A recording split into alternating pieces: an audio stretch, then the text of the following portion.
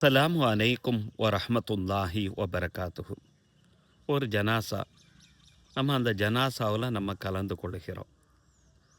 அந்த ஜனாசாவில் கலந்து கொள்வதனால நம்மளுக்கு என்ன நன்மை கிடைக்கும்? அடுத்து அந்த ஜனாசாவாக இறந்து போய் இருக்கக்கூடிய அந்த நபருக்காண்டி நம்ம பணிவிடை செய்தால் என்னென்ன நன்மைகள் இருக்கும் என்பதை ஹதீஸுகள் மூலமாக நம்ம பார்ப்போம்.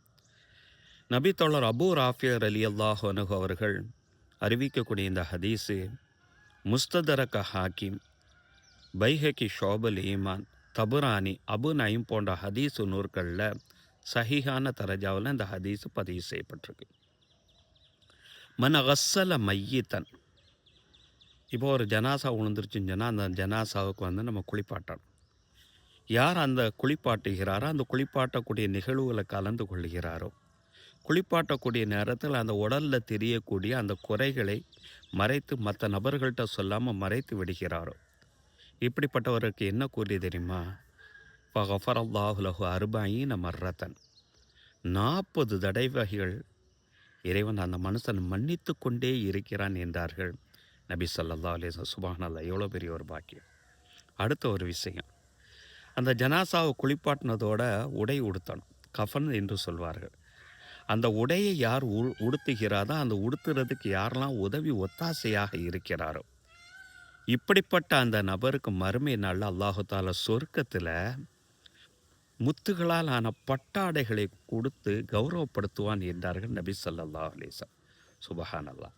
சொர்க்கத்துக்கு போகிறது ஒரு விஷயம், சொர்க்கத்தில் போய் எல்லா மக்களுக்கு முன்னாலும் பட்டாடைகள், முத்துக்களால் ஆன பட்டாடைகள் கொடுத்து கௌரவப்படுத்துவது எவ்வளோ பெரிய ஒரு பாக்கியம். அடுத்ததாக, யார் அந்த ஜனாசாவுக்கு இறந்து போன அந்த நபருக்காண்டு குழியை தோண்டி அழகான முறையில் அடக்கம் செய்கிறாரோ, இப்படிப்பட்ட நபருக்கு என்ன கூலி தெரியுமா? நபி ஸல்லல்லாஹு அலைஹி வஸல்லம் சொல்கிறாங்க, கியாமத்து நாள் வரை ஒரு நபரை பாதுகாப்பான ஒரு இடத்தில் தங்க வைத்தால் என்ன கூலி, அந்த கூலி அவருக்கு நன்மையாக கிடைக்கும் என்றார்கள் நபிகள் நாயகம் ஸல்லல்லாஹு அலைஹி வஸல்லம் அவர்கள். புகாரி முஸ்லிமில் மற்றொரு ஹதீஸு பதிவு செய்யப்படும். ஒரு ஜனாசா விழுந்துருச்சு, நல்ல ஈமானோட நன்மையை நாடிய நிலையில் யார் அந்த ஜனாசாவை பின்தொடர்ந்து தொழுக வர கலந்து கொள்கிறாரோ, அந்த நபருக்கு ஒரு கீராத்து நன்மை உண்டு. தொழுகையோடு போயிடாமல் திரும்ப கஃன் அந்த ஜனாசாவை அடக்கம் பண்ணுற வர அந்த இடத்துல அந்த நிகழ்வில் கலந்து கொண்டார் என்று சொன்னால் அவருக்கு 2 கீராத்து நன்மை உண்டு என்று நபி ஸல்லல்லாஹு அலைஹி வஸல்லம் சொல்கிறாங்க.